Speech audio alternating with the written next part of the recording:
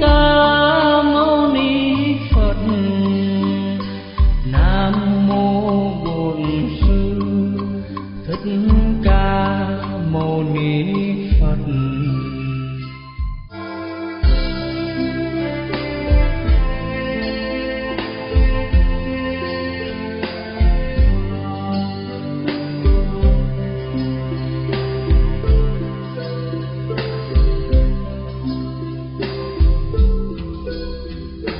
Nam mô Bổn Sư Thích Ca Mâu Ni Phật. Nam mô Bổn Sư Thích Ca Mâu Ni Phật. Nam mô Bổn Sư Thích Ca Mâu Ni Phật. Nam mô Bổn Sư Thích Ca Mâu Ni Phật.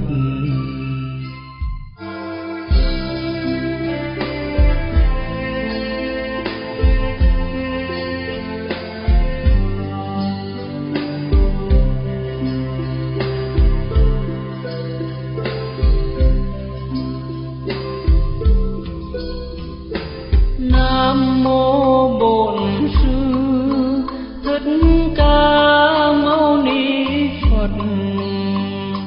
Nam mô Sư Thích Ca Mâu Ni Phật.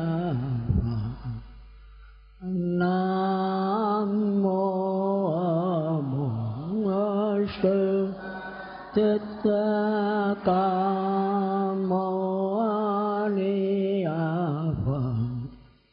Nam mô Bổn Sư Thích Ca Mâu Ni Phật. Kính lại Đức Thầy Thích Ca Mâu Ni Phật. Mô Phật. Thì hôm nay cũng là ngày mùng 7 tháng 5, thì cũng có nhân duyên lành, thì ni trưởng tại tịnh xá Ngọc Trường đây cũng có nhã ý thỉnh tôi, cũng như thường lệ mấy năm trước thì tôi đi vắng để về Đà Lạt dưỡng bệnh, cũng một thời gian gần 3 tháng. Thì hôm nay ni trưởng cũng có nhã ý thỉnh để tiếp tục giảng pháp cho Phật tử tại tịnh xá Ngọc Trường đây. Thì hôm nay mới có sự hiện diện của tôi. Thì quý vị đã nghe cái bài giảng của tôi nhiều lần rồi, thì tôi xin nhắc lại là đạo Phật thì nó bao trùm hết. Thì sở dĩ có đạo Phật như Phật đản vừa qua, tức là ngày rằm tháng 4, trước Thái tử Siddhartha thì chưa có đạo Phật, chỉ có đạo người trời thôi. Rồi Ngài mới đi tầm đạo sau khi bỏ ngai vàng, bỏ điện ngọc, lầu son gác tía, vợ đẹp, con thơ, cha già để đi xuất gia. Cuối cùng sau 6 năm khổ hạnh, 5 năm tìm đạo, thì 6 năm khổ hạnh cho tới kiệt sức. Tôi bây giờ cũng ốm o gầy mòn giống như Thái tử Siddhartha đây, chỉ còn có xương bọc lấy da thôi. Thì cuối cùng Ngài chết giấc, rồi sau tỉnh dậy Ngài thấy tìm đạo bằng cách khổ hạnh, không đi đến đạo quả. Hồi xưa thì Ngài ở cung vàng điện ngọc, Ngài quá dung dưỡng, thì dung dưỡng đưa con người tới cái trì trệ, không có cái thức trong sáng. Còn khi khổ hạnh quá kiệt sức thì cái trí tuệ, cái thức cũng không có trong sáng được.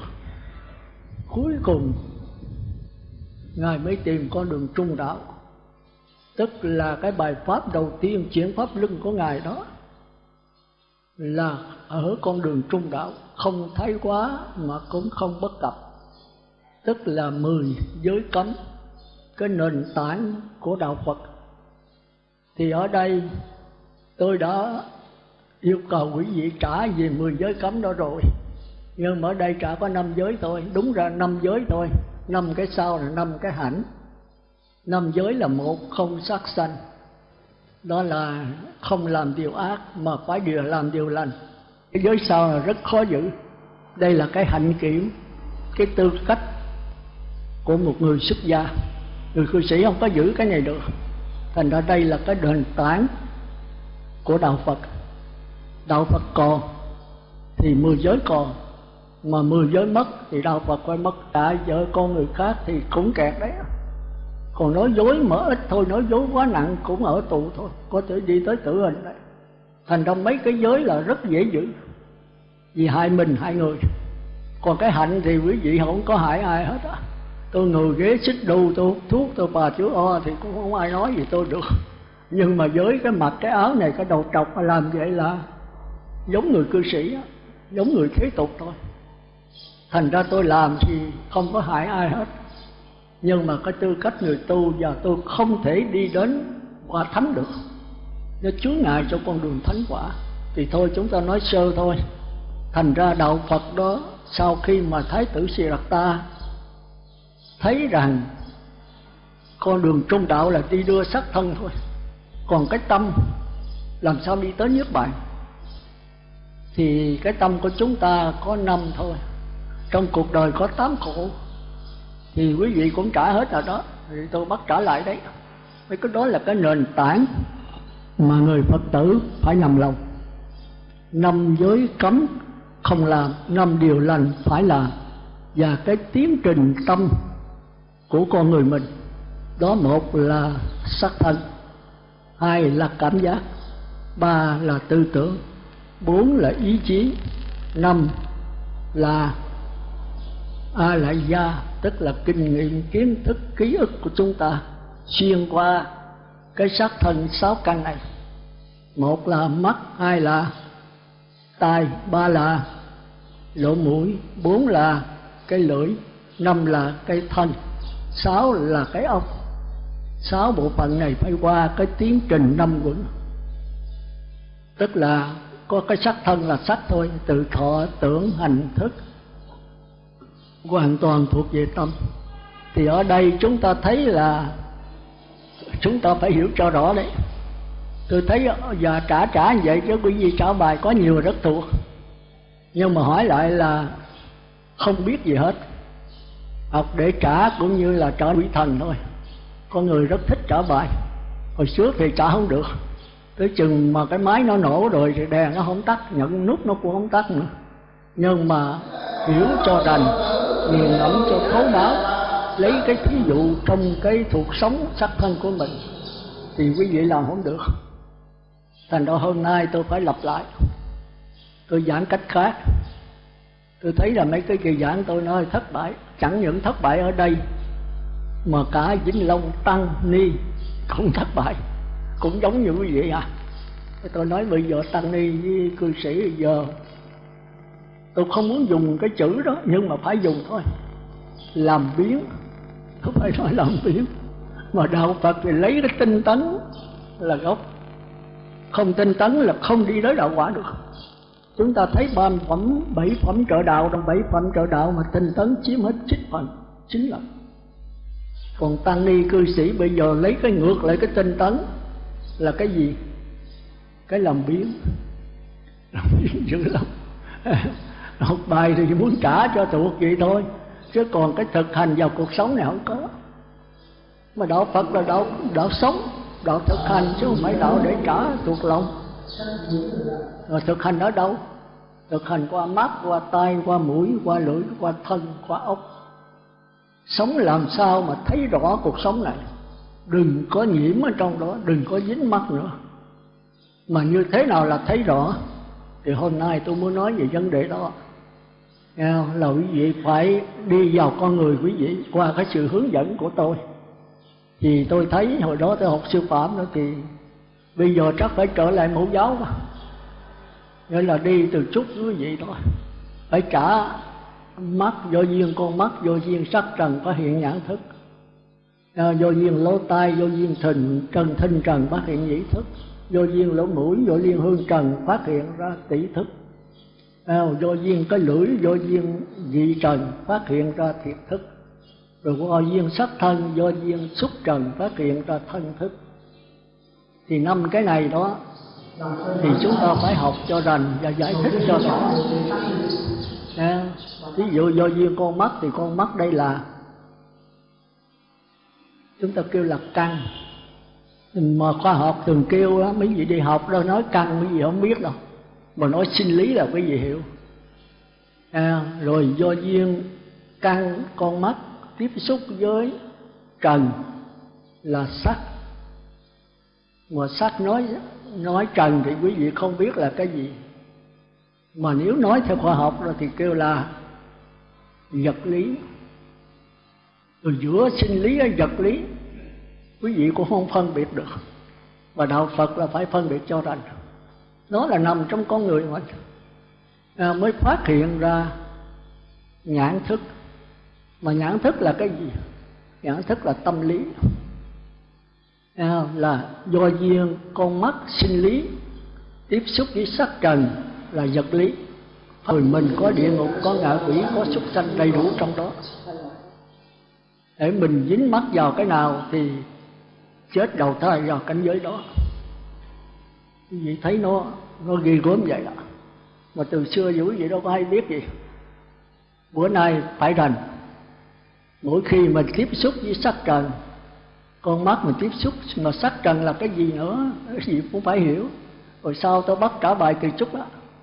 Sắc trần tức là con mắt tôi thấy được cái bình thủy, thấy được cái bông, thấy được cái nhà cửa, thấy được sự vật. Đối tượng của con mắt thì đều kêu là sắc trần. Cái gì có hình tướng mà con mắt nó có thể nhận biết được thì cái đó đều là sắc trần. Một cái gì là cái tiếng nói mà cái lỗ tai nó có thể nhận, nó nghe được thì cái đó là thính trần. Tiếng chim hót, tiếng gà vịt, tiếng búa lân, tiếng chửi tề, tiếng ca giọng cổ, tiếng của chó sủa, tất cả những âm thanh này đều là thính trần. Chúng ta phải học cho nằm lòng. Chứ không phải ước mơ không. Suốt hàng ngày mà nhiều khi mình chẳng biết gì hết. Bữa nay chúng ta đi sâu vào đó. Mỗi vị phải trả. Thì tôi lập trước, rồi quý vị sẽ đọc theo tôi, giống như lúc mẫu giáo vậy. Nghe không? Rồi 3 lần như vậy đó, thì tới quý vị tôi chỉ cái thước bản ngay chỗ nào, quý vị lọc đời như đó. Rồi 3 lần như vậy là tới từng mỗi người. Mỗi người tôi chỉ đâu ngay cái thước bản đó, con mắt sắc trần phát hiện nhãn thức, quý vị đọc theo. Rồi tôi bôi bỏ hoặc tôi che đó, quý vị nói thuộc lòng ở trong mình chứ không phải trên bản đâu. Còn đầu nương vào cái bản.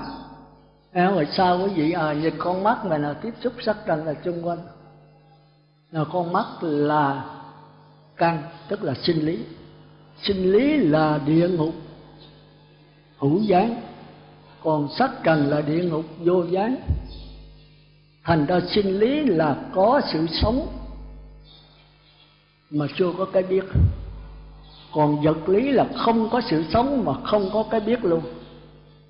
Thì trong con mình có đủ hết trơn á, ngoài có gì là trong con người có đủ cái đó.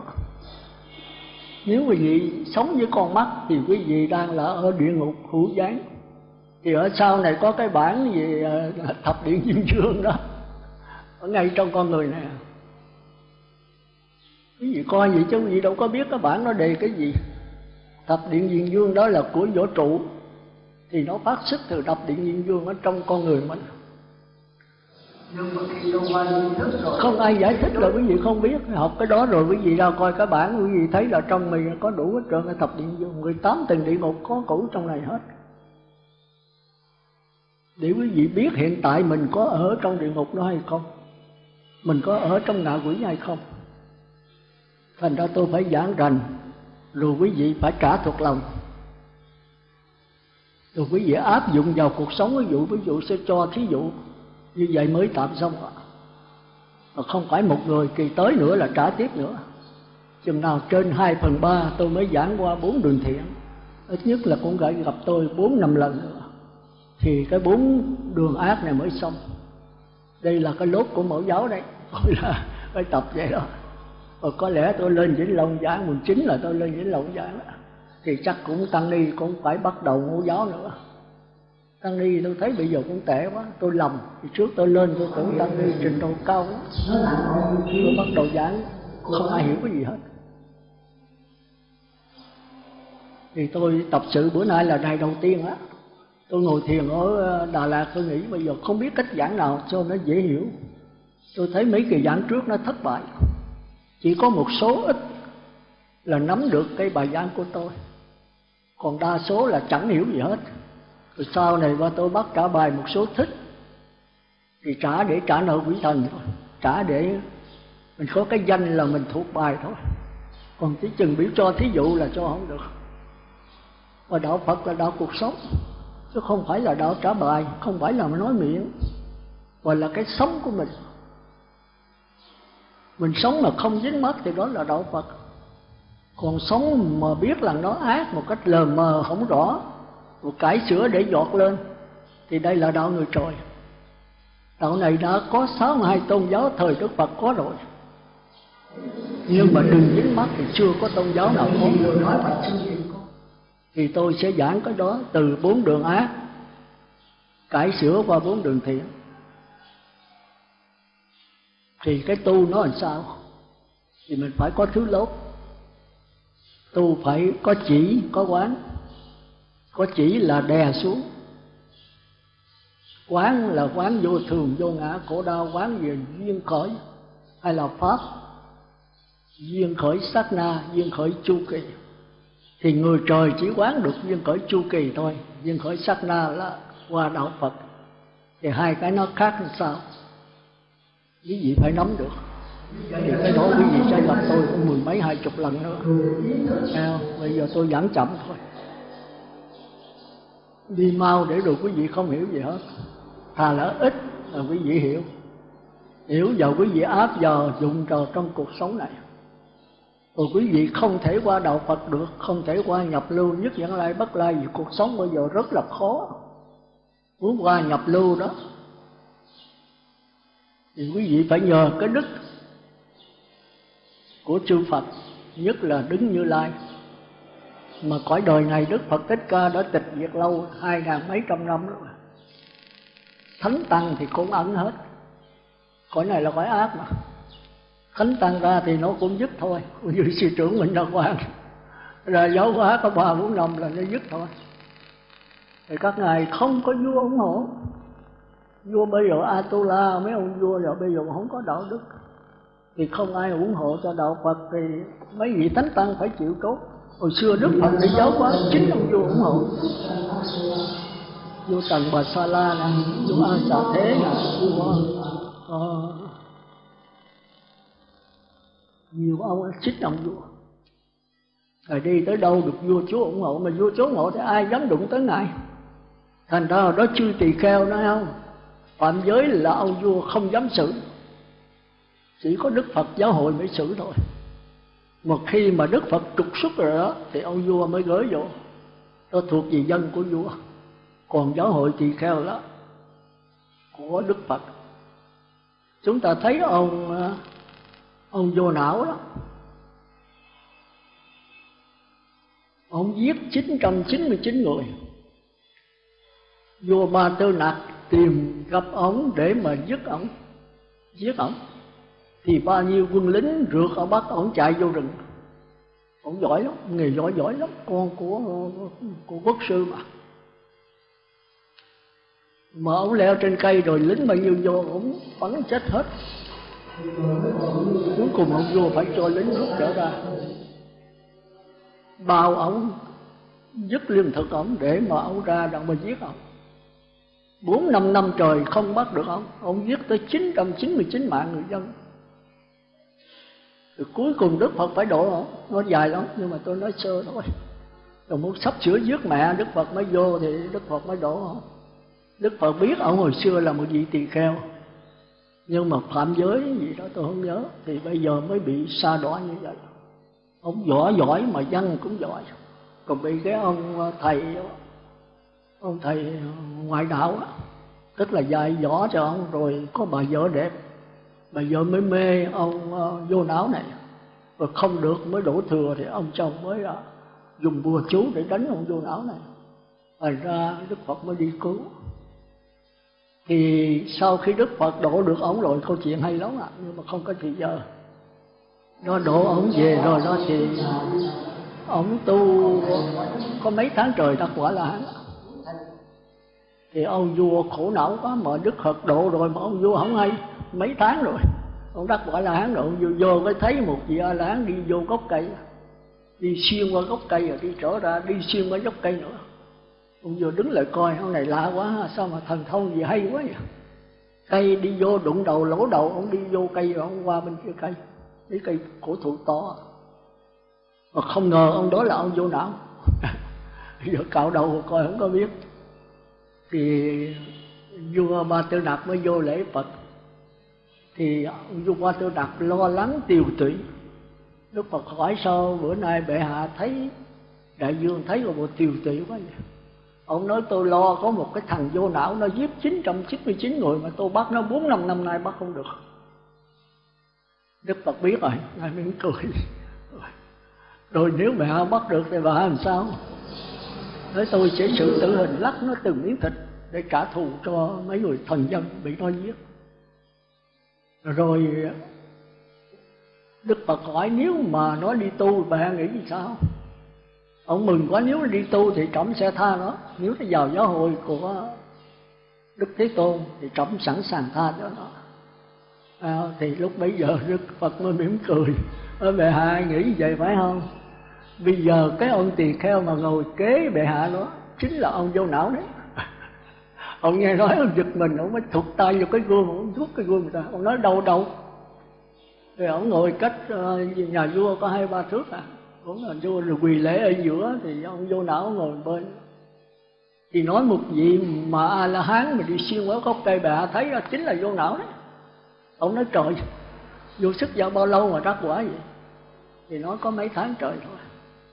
Đó, thì chúng ta thấy là cái đức của Đức Phật rất là lớn. Khi một người vào giáo hội rồi thì ông vua không có quyền xử tới, chỉ khi nào mà trục xuất ra khỏi rồi đó. Thành ra hồi xưa có 4 cái đại giới đó, quan trọng nhất đó, một là đại dâm giới, tức là dâm dục với người cư sĩ mà phát lộ rõ ràng rồi thì ông vua cũng không có quyền giết nữa. Nhưng mà khi mà Đức Phật trục xuất lộ cái y ra rồi đó thì thuộc về nhà vua, thì nhà vua tử hình đấy, phá và can người khác. Còn cái đội thứ hai là trộm cắp, lấy của nhà vua. Thì theo luật nhà vua lấy của mà quá bao nhiêu tỷ đồng đó thì tử hình. Vì hồi đó ông vua rất là kính Đức Phật, thành ra tất cả cây cối gì ở trong cung điện, mấy cây quý rồi đó, nhà vua thì trong rừng mấy cây nào quý mấy trăm năm đó, gỗ quý cũng như trắc, cẩm lai, gỗ cẩm xe rồi đó, thì đốn đem vô trong nhà vua chứa hết. Thì mấy vị tỳ kheo lấy ra cất cốc hết. Vì đó tự do mà, cho tí tỳ kheo tự do vào công vua. Tới chiều ông vua muốn cất cái đền đài, ông sửa lại kiếm mấy cây quý rồi lấy hết trơn. Thì ông vua ông tức, ông mới bạch Đức Phật.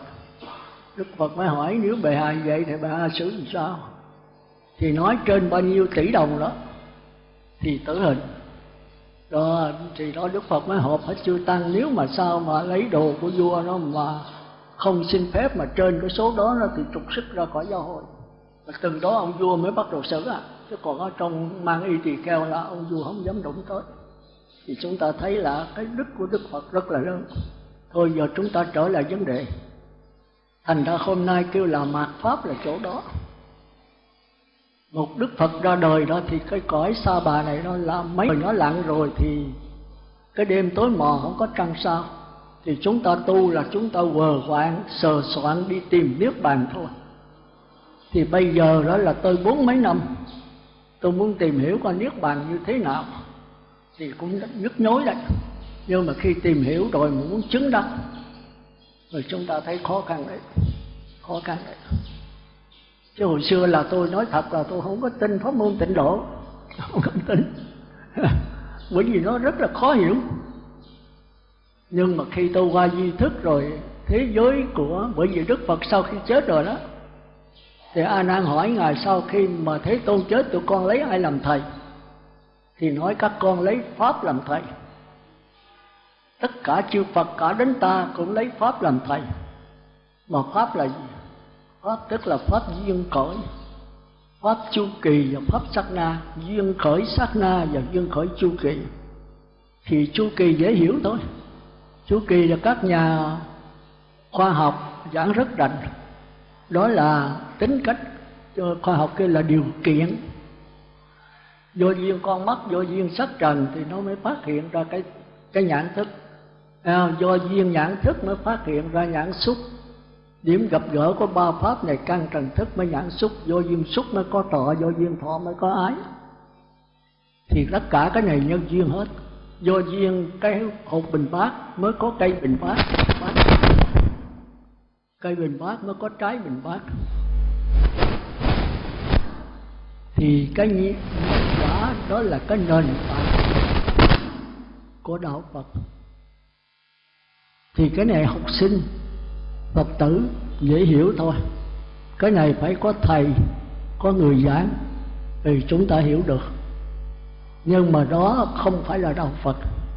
Thành ra chúng ta nói có quá khứ, có hiện tại, có vị lai.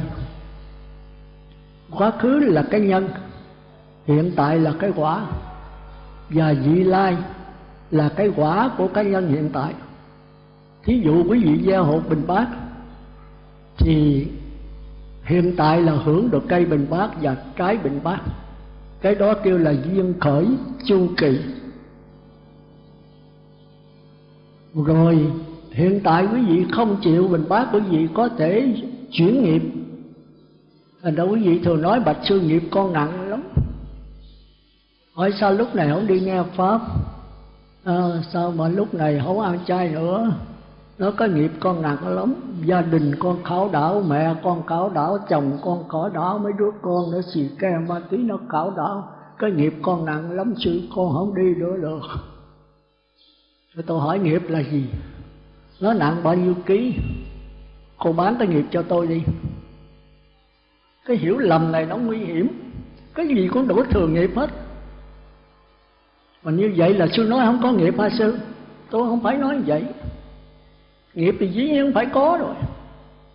Mình gieo cái nhân gì, mình lập gia đình có chồng có con, thì con nó hư thì do xã hội, do chồng, do chính mình. Vì là cái nhân thì cái duyên là đứa con nó hư. Mình không chăm sóc nó, mình lo buôn bán, lo làm ăn để có giàu có nuôi nó, mình bỏ bê nó. Và cái xã hội bây giờ đang xuống dốc thì nó theo bạn bè nó phải hư. Thì cái nhân vậy là cái quả nó phải vậy. Bây giờ ngồi đó khóc sao? Gieo hột bình bát, cây bình bát, trái bình bát là lẽ dĩ nhiên rồi. Bây giờ mà ôm trái bình bát mình khóc sao? Mình có quyền cải sửa, chặt cái nhánh thấp mà cầu. Mình sải sửa đứa con mình. Mình làm sao cải sửa chứ? Mình cứ đặt như vậy hoài.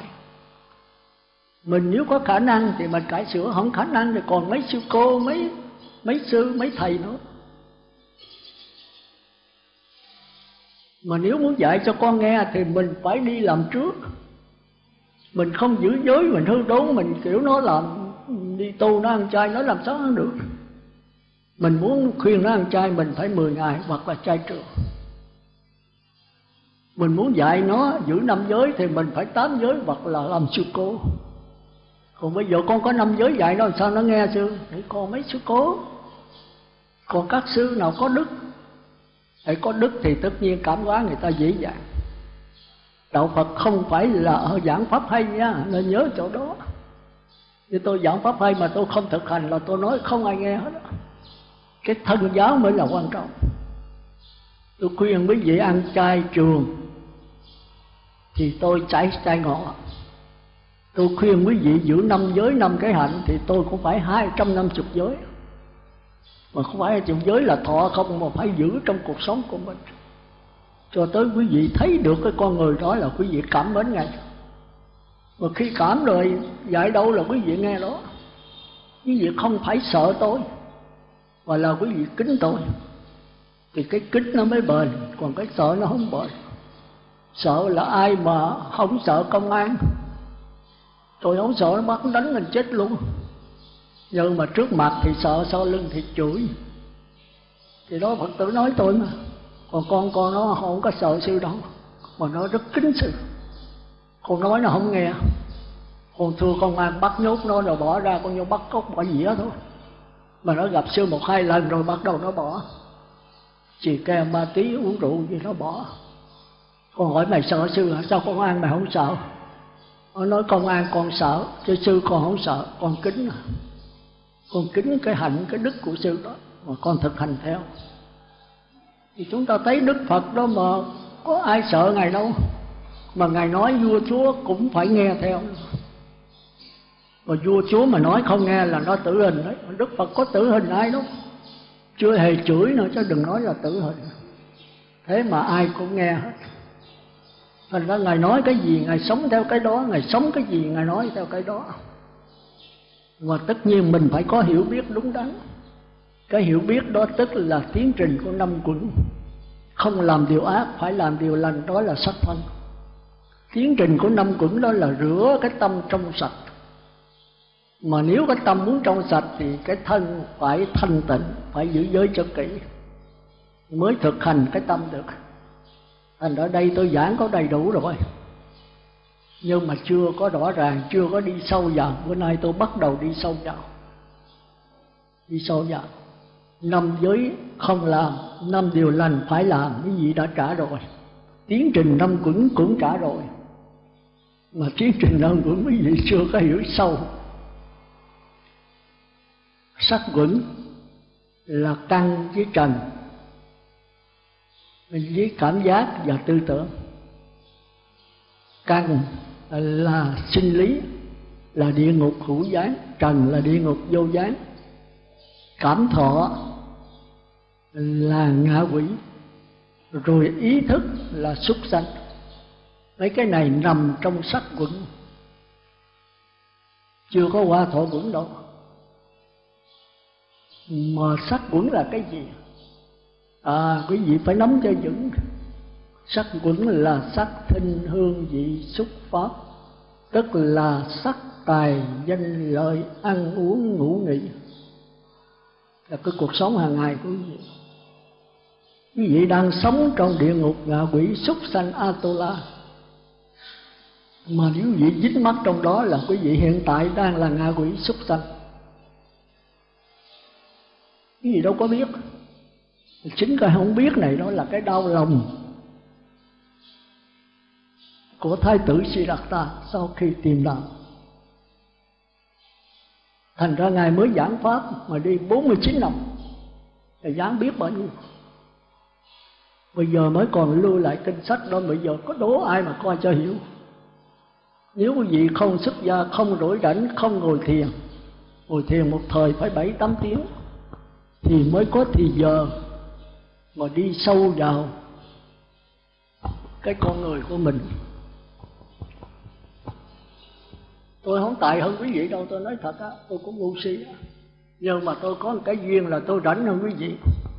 Tôi ăn nằm với nó, tôi lên Đà Lạt tôi đâu có làm gì đâu. Từ sáng tới chiều có giáo pháp tôi cứ nhào đi nhào lại nó, tôi coi con người mình. Trong này có địa ngục ngạ quỷ súc sanh, có cõi người, trời dục giới, có trời sắc giới vô sắc, có nhập lưu nhất Nhã Lai A La Hán, có Như Lai trong này. Thì chúng ta mới thấy là Đức Phật rất là tài tình. Dĩ nhiên con người nào không phải là Phật, mà bỏ con người ra tìm Phật là không có. Mà cái gì mới là Phật trong con người này? Mình phải có thì giờ nghiền ngẫm. Cái này không ai chỉ ai được, không ai tu cho ai được hết. Mỗi người phải tự mình chiêm nghiệm lấy. Thành ra mỗi khi có Phật thất này tôi nói thật tôi rất mừng. Mà không biết sư cô trụ trì có làm nổi không? Cái nổi là cái thực chất đó. Không phải hộp như vậy đâu, rồi là cái làm bàn chuyện tào lao. Tôi mà gặp là tôi bắt quỳ gối tại chỗ. Vô đây là chỉ có niệm Phật, ngồi thiền, nghiền ngẫm giáo pháp, để rồi áp dụng vào trong cuộc sống của cộng đồng này. Rồi ra khỏi đây mình áp dụng về gia đình mình, đem lại hạnh phúc cho chính mình cho chồng con cái mình, cho xã hội, cho tất cả những người chung quanh. Làm sao mà tạo được cái niết bàn ngay trong cõi trần này. Mà nếu không được cũng được cái cõi trời niết bàn này. Bây giờ nếu được cái niết bàn ở cõi này thì tôi thấy hơi khó đấy. Khó là bởi vì quý vị không có ai giảng giáo pháp cho quý vị một cách là rành rõ. Tôi thấy hồi xưa giờ ít có ai giảng mà rành rõ về đạo Phật, chỉ có đạo người trời thì tạm. Đạo người trời đạo Phật khác nhau sao thì hôm nay chúng ta phải phân biệt. Thì tôi muốn nói với quý vị là hôm trước tôi có trình bày rồi đó. Tôi lấy cái biển để ví dụ nó rõ ràng hơn. Quý vị ra ngoài biển, quý vị ngồi đó, quý vị sẽ thấy cái biển đó là tượng trưng cho cái hiểu biết của đạo Phật. Chúng ta ngồi ở ngoài biển, chúng ta thấy khi mà gió nổi lên đó, thì ngoài biển nó có những cái lượng sóng. Sóng thì vô lượng hình tướng, tùy theo cái nhìn của mỗi người. Sống con chó, sống con trâu, con bò, sống người ta, sống Đức Phật, sống tỉnh xá, sống nhà cửa nhấp nhô đầy ở trên cái dòng nước biển. Thì tùy theo cái nhận thức của mỗi chúng sanh mà có sống ác, sống thiện chia ra. Sống ác là địa ngục, ngạ quỷ, súc sanh, Atula. Sống thiện là người, trời, dục giới, sắc giới, vô sắc. Rồi chia tới 8 đường. Rồi từ cái sống đó, chúng ta muốn cho sống ác mà qua sống thiện, rồi chúng ta phải tu phép cải sửa. Tức là tu là sửa. Thì cái này 62 tôn giáo hồi thời Đức Phật đã có rồi, chỉ cho Đức Phật. Và cuối cùng Đức Phật tìm được ông Quốc Đầu Lam Phất A-la-la, dạy cho Ngài vô sử xứ và phi phi tưởng. Vô sử xứ thì tương tự na ná như A-la-hán, phi phi tưởng thì tương tự như Như Lai. Các ngài yên trí là như vậy là thành thánh rồi. Sau khi giảng cho Đức Phật bao tu một cái có 7 ngày. Các ngài tu tới 7 năm, gần 70 năm mới đắc được. Mà dạy lời cho Đức Phật, Đức không ngờ Đức Phật có 7 ngày đã đắc vô sử xứ là tương tự A-la-hán. Rồi 7 ngày nữa qua A-la-la, 7 ngày nữa đắc quả phi phi tưởng giống như là Như Lai. Nhưng mà với Thái tử Siddhartha thì ngài biết đây là đồ dỗm, đồ nhái, chứ không phải là A-la-hán thiệt, không phải là Như Lai thiệt. Ngài mới vạch cho thấy những cái sơ hở, những cái giống na ná, đồ dỗm chứ không phải đồ thiệt. Nhưng mà lúc đó ngài chưa tìm được A-la-hán thiệt và Như Lai thiệt. Ngài chỉ cái sai nhưng mà cái đúng thì ngài chưa tìm ra. Thì hai ông đạo sư này phục ngài, mới năn nỉ ngài lợi làm đạo sư thay thế. Mấy ông già hết rồi, 70 mấy 80 sắp sửa chết. Ngài nói tôi xuất gia đây không phải là để làm giáo chủ, mà cái mục đích tôi là chấm dứt cái đầu thai, chấm dứt cái đồ nhái này. Nói bây giờ ngài kiếm hết Ấn Độ, không ai cao hơn tụi tôi nữa. Rồi Đức Phật nói phải, theo tôi nghĩ là không ai hơn các ngài nữa. Bây giờ tôi phải tự tìm lấy. Hẳn nhờ định trí tìm ra, xếp chân ngồi lại kiết già công phu. 49 ngày đồng tu khổ hạnh, ngài mới ngồi tới cái vội cây bồ đề dưới sông Ni Liên Thiền.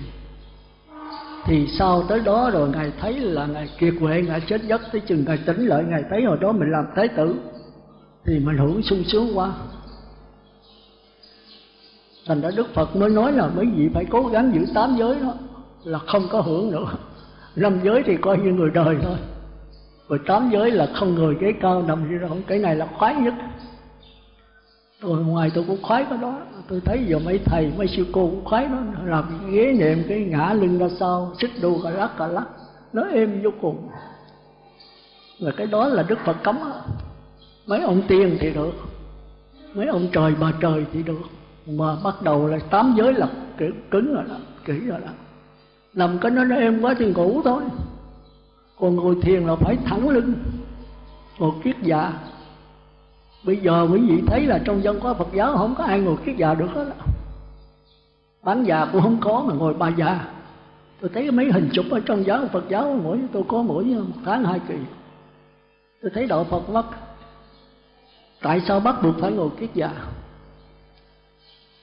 Nếu chúng ta đi vào cái thân thể này đó, khi nó quân bình âm dương rồi đó thì cái huyệt, cái khí nó mới điều hòa, thì thân thể nó an lặng rồi đó thì chúng ta mới được sáng tỏ. Thân an thì tâm hỷ, rồi phải đi tới tam thiền là thân lạc và tâm lạc. Mà ngồi theo kiểu bà già kiết già cũng không được, xom hai cái chân ở dưới cái mông mình ngồi làm sao đi vào thiền định được. Ngồi cho nó thoải mái, nó khỏe thì được, kêu là thư giãn vậy đó. Bây giờ dùng nhiều danh từ dỗm lắm. Có người bây giờ nó sa đọa, không còn cái tư cách, cái tư thế nữa. Ngồi thiền mà cái ngồi là nó ngủ cục không.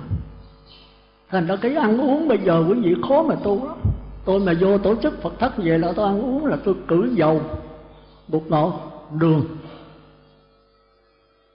Mà tôi thấy tịnh xá nào cũng vậy, ở đây chắc cũng vậy thôi. Nên tôi thấy mà sư cô hộ tôi đồ ra tôi không dám ăn. Ăn vô là tối nó ngủ cục chết luôn, dầu nhóc trong đó hết. Ở Trà Vinh tôi là ở tịnh xá tôi cũng lao hoài mới ví dụ có làm. Nó không có dầu ăn không ngon xưa. Tôi nói bà sống để ăn ngon sao? Ăn để sống hay sống để mà ăn? Nếu sống để mà ăn để đi tu chi, ăn cho đã đi. Rồi mang bệnh ung thư rồi ngã đó mà chết. Mình ăn uống làm sao mà có vệ sinh, có tiết thực này kia để thân thể nó khỏe khoắn, để mượn cái chiếc thuyền này đi qua bến bờ giác ngộ. Chứ không phải mượn chiếc thuyền này đó để rồi nó lũng nó dọc đường. Chúng ta phải biết cái chỗ đó. Ta sống là mượn xác thân là để tu, ăn để mà sống có xác thân khỏe. Thì thân khỏe là phải kiên cử. Còn bây giờ nó xuống dốc quá đi. Ô nhiễm môi trường, ô nhiễm nước, ô nhiễm đồ ăn, là ô nhiễm cái dục vọng của mình. Cái này mới tránh tiến trình ông của chúng.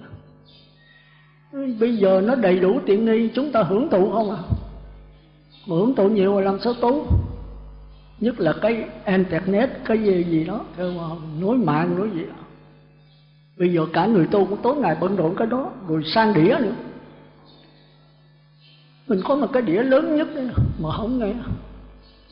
Mới đầu thì phải cần chút ít đĩa, phải cần có vị sư, rồi sau này biết rồi mình nghe cái đĩa của mình, cái đĩa của vô trụ trong con người chúng ta, thì chúng ta mới đi tới A La Hán, tới Như Lai được. Rồi tôi nói đó là nó ngược đạo thôi. Đạo Phật phải đi ngược dòng đời thôi. Ví dụ bây giờ tiện nghi đầy đủ. Bây giờ ở trong thôn quê có điện nè, có nước nè, đầy tràn hết. Chúng ta sống với đèn để ông, chứ không để sống với mặt trăng, mặt trời nữa. Mà thiên nhiên mới đưa mình tới đạo quả được. Còn nhân tạo đó thì không bao giờ đến đạo quả. Quý vị để ý coi chỗ nào mà khu du lịch chưa tới, quý vị đợi đó ngồi thiền, quý vị thấy một sự thanh tịnh lạ, an lạc, an lành vô cùng. Mà khi có cái bàn tay du lịch vô đó rồi, sau này 3-4 năm sau quý vị lên ngồi là không còn cái an lạc nữa. Quý vị vô trong cái phòng gì đầy hoặc máy đầy, bây giờ có máy lạnh gì đó, quý vị không bằng ngồi nghe pháp ở dưới gốc cây. Quý vị thử thì biết. Bữa nào trời nóng nực ha, quý vị vô trong cái phòng, quý vị mở máy lạnh này kia nó mát rồi. Quý vị ở chừng 2-3 tiếng quý vị ra ngoài cái là muốn xỉu liền. Tôi đi Vĩnh Long là có cái phòng mà để cho pháp sư đó, tôi không có hợp. Nhưng mà vô đó mới chịu nổi, nó nóng quá. Cây cối không còn nữa. Tên là nhà cóc nhóc ở trên, bước xuống là đụng cốc đụng nhà, kiếm một cái gốc cây lớn không có.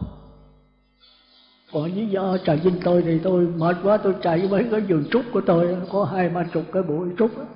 Tôi bắt đầu cái ghế ngồi thiền, tôi ngồi đó là nó mát vô cùng. Đèn trăng quạt gió say mùi đạo, chiếu đất mình trời lẽ có không. Chúng ta phải sống với thiên nhiên. Bây giờ mới là khoa học, mấy ngày ấy mới kêu gọi chúng ta trở về với thiên nhiên, thì nó hơi muộn rồi. Muộn là sao? Là thiên nhiên bị hủy hoại hết rồi. Nó không còn như xưa nữa. Mấy cây lớn là bị đốn hết. đặng làm những cái xí nghiệp, đặng gì vật chất cho nó nhiều, đồ ăn cho nhiều, vô bao vô bịch như vậy, rồi để bột bảo quản vô đó 2-3 năm chưa hư. Nhưng mà chưa hư chứ hư cái bao tử mình trước, hư cái gan trước, bây giờ ung thư gan lên khên. Chúng ta đi làm việc về khỏi nấu, có cái bột gạo lứt, bột này kia đó, rồi cái mỡ ra đổ nước sôi vô rồi ăn, sướng vô cùng. Có người làm biếng, không là tôi nói thẳng, con người bây giờ làm biếng. Thì quý vị thức tỉnh ngay bây giờ, mai ra quý vị còn không là quý vị sẽ tiêu hết. Con người khi mà quân bình âm dương rồi, con người có thể thích nghi với hoàn cảnh. Quý vị uống thuốc tây vô diệt nó, chống lại nó, thì nó bị đè xuống. Mà đè nhiều quá thì nó nổ. Nổ là gì? Vô là thiếu. Thành đó thuốc tây chúng ta đừng tưởng là hay, nó chỉ là một sự đối kháng đè cái bệnh xuống, ngủ ngầm ở dưới. Cái nồi súp da quý vị nấu mà nó bốc hơi rồi quý vị đẩy nắp lại thì nó không còn lên hơi nữa, nhưng mà nó tức. Mà nếu nấu tiếp tục nữa thì nó nổ banh luôn cái nồi súp da. Thì cơ thể mình cũng vậy đó. Để khi nó nhức đầu, nó chóng mặt là quý vị biết nó báo hiệu sắp sửa có bệnh rồi đó. Thì quý vị ăn uống lợi cho quân bình âm dương là nó hết. Còn quý vị cứ ăn đồ độc, bột ngọt, dầu, đường, lúng xí vô, có thuốc tây. Ở đâu là trị đó, làm cho giảm đau. Mà khi không giảm được thì tăng liều, mà tăng không giảm nữa thì vô là thiếu. Thì có vậy thôi. Thành ra quý vị phải tìm hiểu cái âm dương trong cơ thể mình. Thành ra Đông y rất hay chỗ đó, không có bệnh tật. Hồi xưa đó là Thần Nông, Hoàng Bá, mấy ông tổ hồi xưa đó là không có bệnh tật, chỉ con người sống mất quân bình âm dương thôi. Khi lấy lại quân bình rồi, cơ thể nó tự nó trị tất cả các bệnh. Hoàng đế Hiên Viên này kia, Thần Nông của chúng ta coi là rất khổ. Thành ra cái Đông y rất là tài tình. Nhưng mà Đông y bây giờ mất rồi, không còn thầy giỏi nữa. Muốn thầy giỏi đó là phải ở chỗ thanh tịnh. Ông thầy mấy hồi xưa giỏi là ông nào cũng tu tiên không? Tôi ở đó cũng tu tiên đó. Tôi mới biết là vấn đề minh tiên nó kiếm về vấn đề âm dương rất là rõ. Nhưng mà nhớ đó không giải thoát nha, không đi tới đạo Phật. Bất quá nó đưa cảnh giới cõi trời. Con người có thể xuất hồn lên các cõi trời sắc giới sống hàng tỷ năm, hay lên cõi trời vô sắc giới sống hàng tỷ tuổi. Thì chúng ta thấy hàng tỷ tuổi là chúng ta sống rất là lâu. Nhưng mà theo đạo Phật đó thì nó cũng nằm trong vô thường, vô ngã và khổ đau. Khổ đau là cái gì? Sống lâu quá rồi thì nhàm chán. Chúng ta đi chỗ nào chúng ta thấy, chúng ta lợi thấy cảnh đẹp quá. Ở một bữa, 2 bữa thấy đẹp, ở chừng 1 tháng, 2 tháng, 3 tháng bắt đầu nó chán chết luôn. Chúng ta coi là cái chuyện từ thức mà lạc non tiên, sướng vô cùng. Nhưng ở có nửa năm là nhàm chán rồi. Nửa năm tiên cảnh mà một bước trần ái. Ước cửu duyên thiều có thế thôi. Đá vàng riêu nhạt, nước chảy quê trôi. Cái hạt từ đây vút tận trời, trời đất từ đây xa cách mãi. Ngàn năm thờ thẫn bóng trăng chơi. Thì chúng ta đừng có ham các cõi trời bồng lai tiên cảnh, tiên thiệt đấy. Nhưng quý vị hưởng hoài nổi không? Không nổi. Chỉ khi nào có vị qua cái sát na, không có quá khứ, không có hiện tại, không có vị lai, chỉ có cái hiện tiền thôi, thì cuộc đời nó mới lạ hoài. Tất cả sự vật là không có cái tướng như mình thấy vậy, mà chỉ là những cái điện tử đang tụ họp lại. Phá bỏ điện tử nó còn là một cái dòng năng lực. Theo khoa học đó, đạo Phật kêu là thức biết. Tam giới duy tâm, vạn pháp duy thức. Thì sống bằng cái thức, ta kêu là thần thức. Thì các vị thiền sư hồi xưa tu đúng đấy, các ngài không tu trên xác thân mà các ngài tu trên thần thức. Cũng như chúng ta lấy cái ổ điện đó, có 6 cái đồ ghim, một cái ghim vô bóng đèn, cái ghim vô quạt máy, một cái ghim vô bàn ủi, một cái ghim vào tủ lạnh, một cái ghim ra vô. Thì 5 cái ổ ghim này đó chính là cái xác thân chúng ta, có mắt, có tai, có mũi, có thân. Cái ốc khi riêng nha, cái ốc là cái trong con người gì con không biết đâu, rồi chúng ta phân tích kỹ đó. Chúng ta có 5 căn thôi: mắt 1, tai 2, mũi 3, lưỡi 4, thân 5. Còn cái ốc là tổng hành dinh của 5 cái cảm giác. Cảm giác là cái biết mà chưa phân biệt, còn cái ốc là tư tưởng, cái biết mà có phân biệt, hai cái khác nhau. Thì cái ổ điện này đâu quý vị đem ghim vô cái bóng đèn nó cho ánh sáng, ghim vô bàn ủi nó cho sức nóng, ghim vô quạt máy nó quay, ghim vô tủ lạnh nó cho nước đá.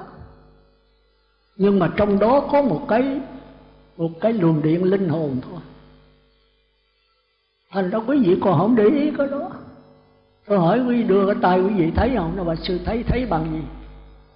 Thấy bằng mắt. Chết chưa?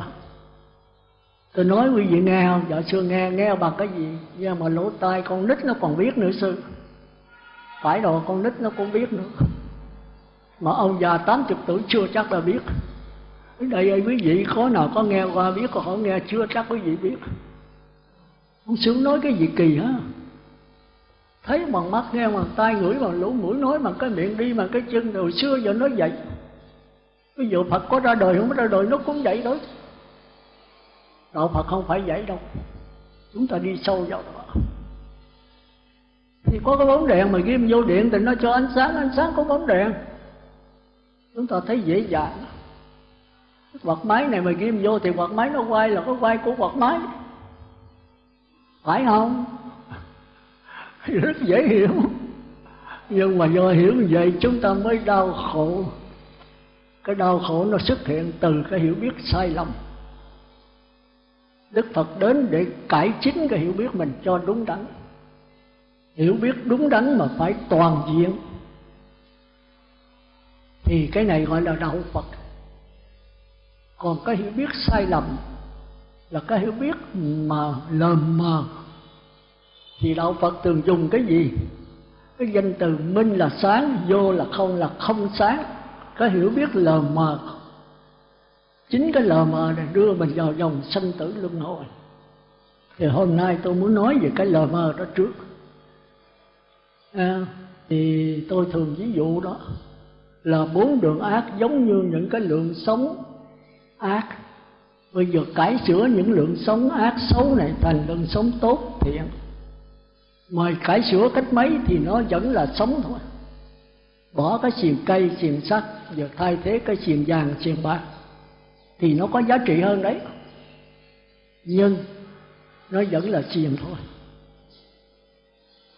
Rồi bây giờ muốn tu theo đạo Phật là không tu theo lượng sống nữa, không tu theo sắc thân này nữa. Không phải thấy bằng mắt, thấy bằng nghe, bằng tai, ngửi bằng mũi nữa, mà thấy bằng cái dòng điện linh hồn, nghe bằng cái dòng điện linh hồn. Nếu tôi có bóng đèn, có quạt máy, có radio, có tivi, có máy lạnh mà tôi rút cái luồng điện ra thì năm cái này ngưng hết, mặc dù nó không hư. Còn nếu tôi tu trên con mắt thì con mắt tôi đuôi là tôi đuôi rồi sư ơi. Cái lỗ tai tôi điếc rồi sư ơi. Cái xác thân nó chết rồi sư ơi, tôi đứt bóng rồi. Thì cái xác thân này là tôi. Thì tôi còn uất ức tôi đi tìm cái xác thân mới. Nhưng mà cái dòng điện thì không có 2 dòng điện, có 1 dòng điện thôi. Mà dòng điện mới là chánh. Cái xác thân là cái tai sai của dòng điện. Cái bóng đèn là cái cơ quan làm phát hiện cái ánh sáng của luồng điện. Cái quạt máy là cái cơ quan làm phát hiện cái sức nóng của luồng điện. Cái quay của luồng điện, cái bàn ủi là cơ quan làm phát hiện cái nóng của luồng điện. Luồng điện có 1 mà cái diệu dụng nó vô cùng. Cái linh hồn chúng ta có 1 mà diệu dụng rất nhiều. Qua mắt cho thấy, qua tai cho nghe, qua mũi cho ngửi, qua lưỡi cho nếm. Quý vị hiểu không? Chút là tôi đi sâu cái này là mới sơ sơ là chúng ta phải trả, chứ không phải là nói không vậy nha. Bây giờ chúng ta đi vào thực tế đó. Thì cái này kêu là ý thức. Hiểu không? Chút nữa thì chúng ta sẽ bắt đầu theo mẫu giáo. Chúng ta trả từ chút. Tôi nói lại, cái căn này đó thì đạo Phật kêu là căn, mà chúng ta khoa học kêu là sinh lý. Sinh là cái lẽ, là sinh lý là con mắt. Tôi phải tiếp giúp cái bản này. Tôi hỏi với quý vị, cái bản này có sự sống không? Có không? Không thì chúng ta kêu nó là vật lý. Còn con mắt tôi có sự sống không? Không ăn uống ngủ nghỉ bồi dưỡng rồi thì nó tiêu, nó vô là thiêu thôi. Còn bây giờ tôi còn cái thần thức thì nó vẫn còn có sự sống. Khi tôi móc con mắt ra thì nó thành ra vật lý, lại thành ra trần. Hiểu kịp căn với trần phải không? Đó là coi trong người mình hay không? Thành ra cái lỗ tai cũng vậy đó. Lỗ tai là vật lý hay sinh lý? Sinh lý nó thuộc về căn. Lỗ tai có sự sống không? Rồi cái thanh trần là cái gì? Tiếng chim hót, tiếng chó sủa, tiếng người ta nói, tiếng xe bóp kèn, tiếng múa lân, vân vân. Tất cả những gì là đối tượng của lỗ tai thì kêu đó là thanh trần. Như tiếng nói của tôi phải thanh trần không? Tiếng nói của tôi có sự sống không? Có không? Còn lỗ tai của tôi có sự sống không? Chúng ta phải phân biệt. Sau tôi hỏi từng người nha. Chút nữa chúng ta đọc về rồi chúng ta bắt đầu mẫu giáo. Tức là tôi nói một câu quý vị nói theo, rồi sau quý vị phải tự trả lấy. Tôi chỉ cái thước đây rồi quý vị theo đây quý vị trả. Rồi sau tôi che mất cái này quý vị nói thuộc lòng. Không mẫu giáo vậy. Thì như vậy quý vị mới có chịu học. Thì ai cũng làm được hết đó. Ai cũng làm được ít nhất cũng 2/3 pháp hội. Thì tôi mới qua cái bài nhãn xúc. Nhãn xúc này tức là cõi người nè. Đây là cõi người. Thì nó khác với nhãn thức. Nhãn thức là cái biết có sự phân biệt mà chưa có ý chí, chưa có nghiệp. Biết nghiệp không? Nghiệp là sự đắn đo lựa chọn để mà phân biệt. Cũng như chúng ta để ý cái con gà đó, mà khi chúng ta bỏ cái hột vịt vô đó với hột gà vô chung thì nó ấp không? Ấp hết á. Ấp mà nó ra gà hết là có con vịt trong đó. Có gà có vịt, phải không? Nó dẫn nguyên bầy con của nó có gà có vịt lộn xộn đi. Nó không biết phân biệt. Rồi khi tới bờ sông rồi đó thì con vịt nó là cái giống vịt mà nó nhảy xuống nước nó lội liền. Rồi chúng ta thấy con gà mái tội nghiệp lắm. Nó đi chạy cả lỏng nhỏng nó sợ. Nhưng mà con vịt làm sao mà chìm được? Mà tại cái giống vịt thì nó gặp nước là nó nhảy xuống thôi. Mà nó không phân biệt được. Nó không phân biệt được cái nào là con vịt con gà. Thành ra nó có nhãn thức, có ý thức thôi, mà nó chưa có ý xúc. Tới người ta thì có Quý vị giờ phân biệt con gà con vịt không? Không có thì giống như con gà, giống súc sanh. Tôi bỏ hột gà hột vịt vô chung, quý vị có phân biệt được cái nào hột gà vịt không? Thì quý vị có ý xúc, chứ quý vị là ý thức thì quý vị chết đó. Mày muốn làm cái gì làm, mày không có đắn đo suy nghĩ gì hết. Nghĩa là làm việc mà không biết cái hậu quả của nó. Có không? Ở ngoài có người vậy không? Có đấy. Có nhiều người muốn nghĩ làm sao là làm vậy chứ không đắn đo. Tưởng làm sao là làm vậy thôi, để rồi cuối cùng thất bại, khổ sở. Còn nếu mình có đắn đo thì lo thuộc về ý xúc. Nhưng mà đắn đo mà có kinh nghiệm khác, đắn đo mà không kinh nghiệm lại khác. Thôi phải đi ý. Thì có ý xúc mà chưa có ý thọ. Ý thọ là là gia bắt đầu có kinh nghiệm. Biết kinh nghiệm với Mạt Na không? Mạt Na là có sự đắn đo, lựa chọn, quyết định, hành động. Nhưng mà hành động 10 lần thất bại hết 5-6 lần, 5 ăn 5 thua. Thành ra trong kinh mới nói cõi người có ý xúc này đó. Lúc thành công, lúc thất bại. năm tưởng năm tình, quý vị đã học qua rồi. Bây giờ phải bắt đầu trả. Tôi chỉ đâu là trả đó, cái bản này đầy đủ hết. Đầy đủ trong con người mình, đầy đủ ở ngoài võ trụ. Thành ra mình thấy đạo Phật hay đó. Mình hiểu được con người mình để đắc quả La Hán. Rồi từ đó mới đi độ chúng sanh. Thì chúng sanh nào cũng giống mình thôi.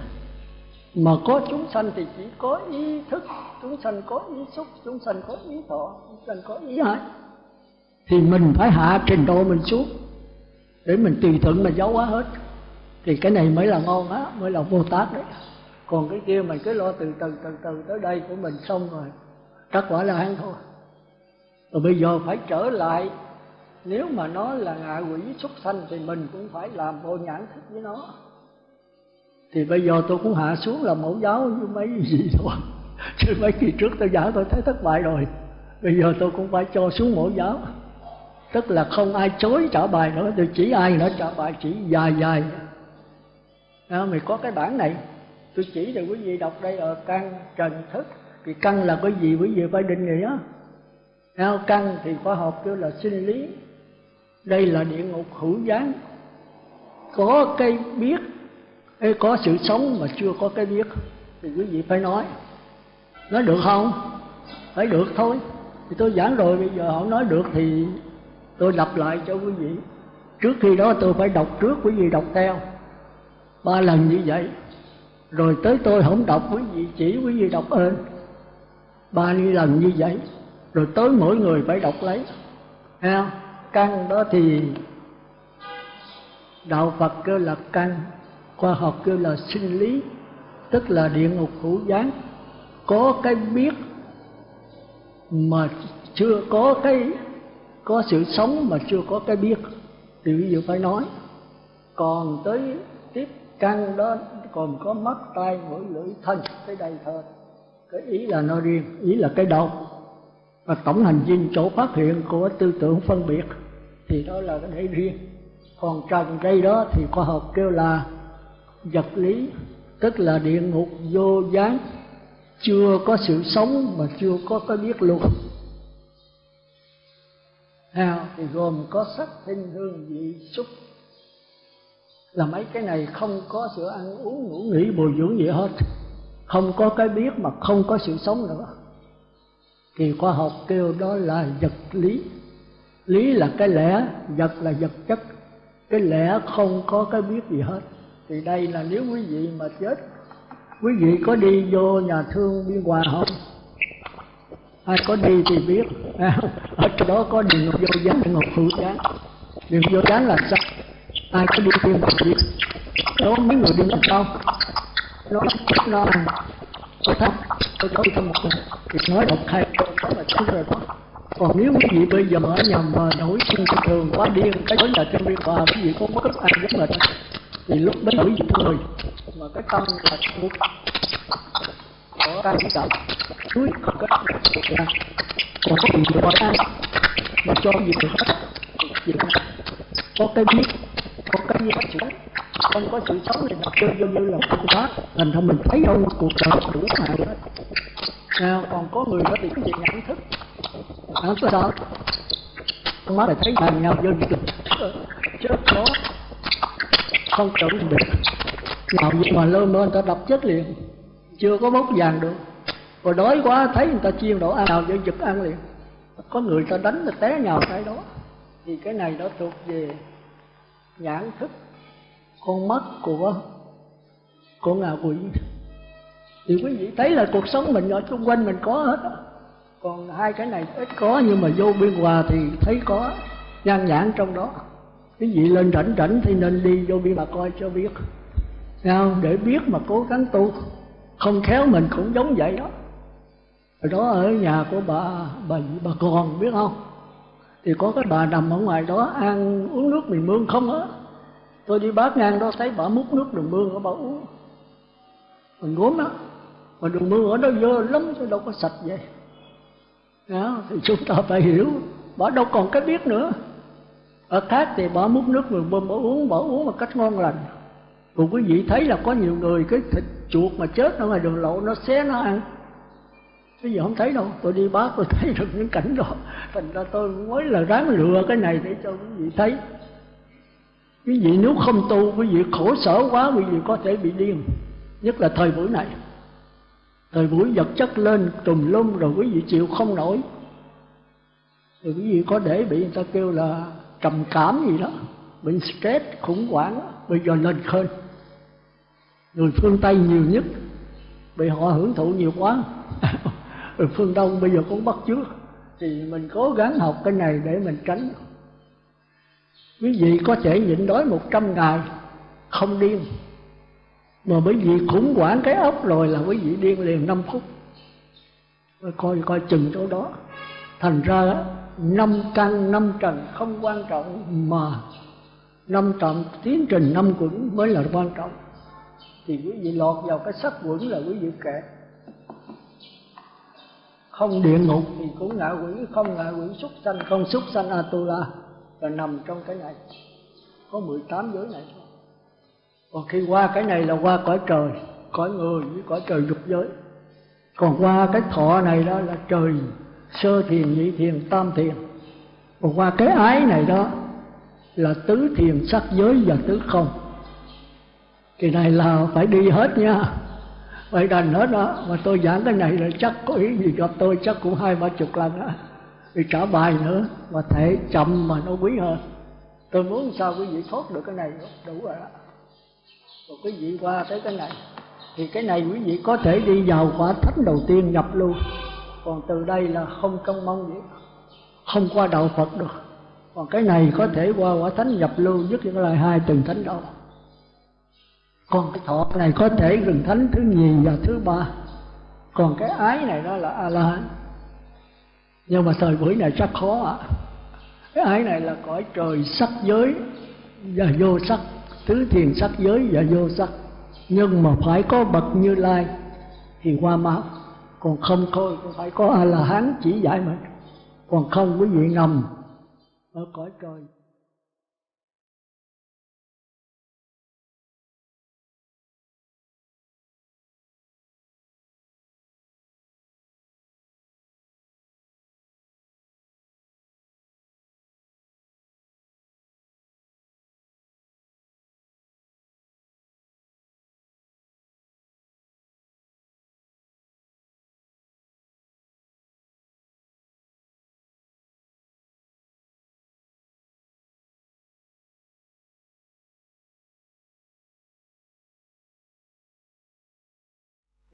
Chúng ta thấy đó, thì hôm trước tôi có giảng đó.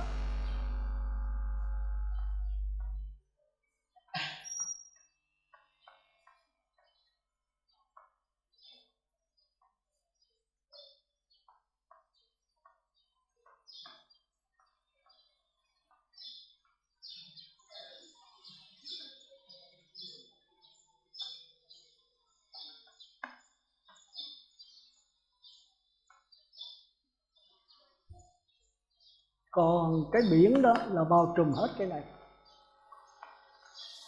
Thành ra kêu là thị hiện. Nếu mà Như Lai và Bồ Tát đi vào 4 đường ác thì phải mẫu giáo thôi. Làm bộ như là mình chưa biết, hạ cái trình độ thấp xuống để đưa lên 4 đường thiện. Rồi khi vào 4 đường thiện thì cũng làm bộ nâng cao lên một chút để đưa lên cái dòng nước là nhập lưu, Nhất Lai, Bất Lai. Rồi tới Bất Lai mới đưa lên tới A-la-hán. Đây là xong. Cái cá nhân của mình tu đã xong. Thì thấy chúng sanh đau khổ với một cái A-la-hán này không có nằm yên được, mới trở lại giáo hóa chúng sanh thì mới thành Như Lai được. Thì đạo Phật là như vậy. Thành ra cái quả 4 đường ác này là tu chúng ta phải cải sửa lên 4 đường thiện. Thì chúng ta sẽ bắt đầu từ 4 đường ác trước. Cải sửa thì có 2 cách. Một là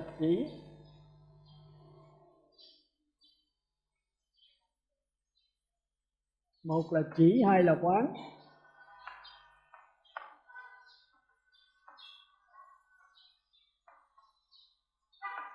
Chỉ thì chúng ta thường kêu là định, thì quán thì kêu là huệ. Chỉ là pháp môn đè nén thì chúng ta sẽ giảng cái đó ở trong 4 đường ác này, để chuyển qua 4 đường thiện. Thì quý vị thường áp dụng đấy. Thí dụ quý vị nổi sân, bị người ta chửi nặng quá, thì quý vị thấy có tiếng chửi nặng, mình bị chửi và tiếng chửi nặng, người ngoài đứng nói mình, có tôi bị chửi, có người chửi tôi và có tiếng chửi nặng, thì muốn tránh sân quý vị làm sao? Vì không lẽ để đánh người ta, giết người ta sao? A Di Đà Phật 1, A Di Đà Phật 2, để nó quên thì kéo trở lại, làm sao đừng có nghe cái tiếng chửi nữa, mà chỉ còn có tiếng niệm Phật thôi. Mà nếu không được nữa thì đi mạnh hơn nữa, là niệm Phật khỏi đếm. A Di Đà Phật, A Di Đà Phật, A Di Đà Phật. Nó chịu nhiều thì đếm lẹ hơn nữa, nó chửi dữ nữa thì đếm lớn tiếng nữa, làm sao dằn nó xuống. Rồi nếu mà không được nữa thì qua cái định lực mạnh nữa là lắng nghe tiếng niệm Phật.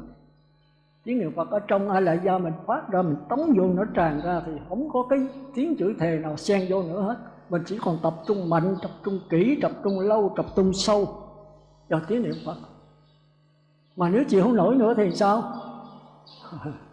Thì quánh lộn, thì cách đó thôi. Thì cái này Đức Phật thấy cái chỉ này không êm, không êm. Cái nồi súp dê nó đang sôi, bây giờ lấy đồ đậy lại, thì đốt lửa lên sôi nữa, đậy cho mạnh, cột lại cho kỹ, bắt chiều bắt bù lon vô trên sát nữa.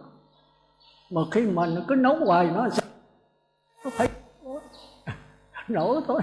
Bây giờ không ngã ra nữa thì nó nổ cái bành một cái thì nguyên cái nồi súp da không còn một mảnh nào hết. Thì là trường hợp của quý ông quý bà đấy. Thành ra Đức Phật thấy không êm, thì Ngài mới chỉ qua pháp quán. Quán thì có quán gì? Quán vô thường, vô ngã, khổ đau. Quán gì? Duyên khởi chu kỳ, duyên khởi pháp sát na. Nhưng mà sát na quý vị làm sao biết được? Chu kỳ thôi. Mình với nó có quan trái. Kiếp trước mình chửi nó, giờ nó chửi lại thôi, sụt, quê, bỏ. Không được nữa thì sao? Quán cách khác. Thôi mình người tu, nó là cái kẻ ngu, nó không biết, thôi tha thứ cho nó. Mà nó chửi dữ, nó chịu nổi thì sao? Thì bây giờ quán cách khác nữa. Mình coi nó như rôm rác, như là bụi dính mình phủi nó xuống đó. Còn nó chửi dữ nữa, không được nữa thì sao? Xách xe chạy lánh cái cảnh đó. Rồi lánh có lúc lánh được, có lúc lánh không được thì sao? Thì quánh lộn, vô là thiếu. Thành ra cái pháp quán này cũng không êm, nó khổ vậy à. Thì đây là 4 đường thiện ác. Từ cõi người không êm, giọt lên cõi trời dục giới, cõi trời dục giới không êm, lên cõi trời sắc giới không êm, lên cõi trời vô sắc. Cái cõi mà trời dục giới thì dùng pháp môn chỉ quán đè xuống đó. Tới cõi trời sắc giới rồi thì khỏe, không chú trọng tiếng chửi nữa, và tập trung kỹ mạnh lâu sâu vào câu niệm Phật. Tới chừng câu niệm Phật mà trong tâm nó tràn ra rồi đó, thì chỉ còn câu niệm Phật thôi. Thì tiếng chửi không nghe nữa. Quý vị có thấy cái đó không?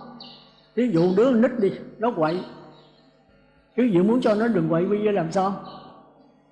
Thảy cái bịch kẹo cho nó, thảy con búp bê cho nó, thảy cái máy bay chuồn bằng điện tử cho nó. Thì khi nó mê rồi nó nhai kẹo thì quý vị chửi, quý vị đánh mắng gì nó có biết không? Không.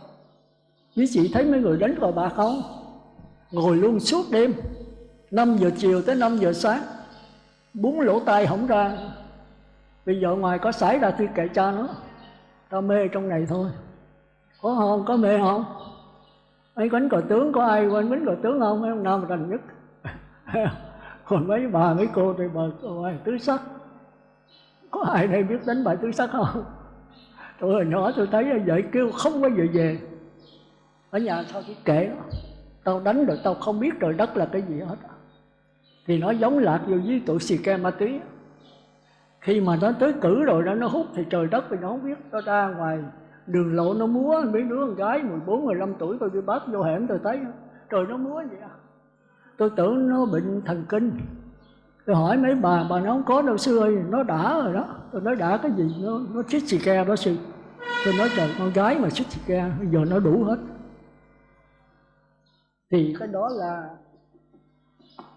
cái cõi trời, cõi địa ngục, nó giống hệt với cõi trời sắc giới đó. Khi quý vị nhập vào sơ thiền, nhị thiền, tam thiền, niệm Phật đếm từ 1 tới 10 niệm Phật khỏi đếm, khỏi cần niệm Phật nữa, chìm đắm trạng thái niệm Phật, quý vị mới thấy cái đã của tam thiền.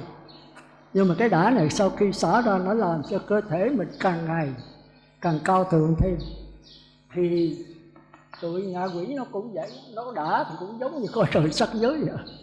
Nhưng mà thân bại, thân liệt, danh bại, xả ra càng ngày càng tiều tị đi tới chỗ chết.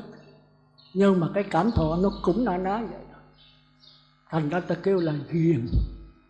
Mà cái ghiền của tam thiền thì tôi có qua tôi mê lắm. Tối ngày không ăn uống ra kiếm cái ghế ngồi ngoài trời nó ngồi 7-8 tiếng. Ngồi xuống là nó bất thân. Cái cảm giác là tọa nó tràn hết cơ thể mình không biết mình ở đâu. Chỉ còn ngồi ngoài trời một cái trạng thái lân lân vậy, nó tràn hết cả cơ thể.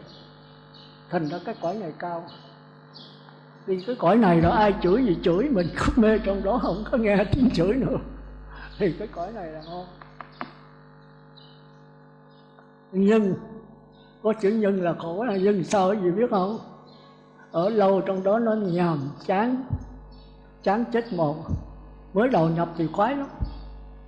Đó lâu ngồi 10 tiếng, 20-30 tiếng, có người ngồi 7 ngày 7 đêm. Thời gian cũng nhàm chán. Nhàm chán rồi xả ra rồi bị cái bức xúc quá tải thì sao? Lọt trở lại cõi địa ngục ngạ quỷ lại. Đó là từ thức lạc non tiên đấy.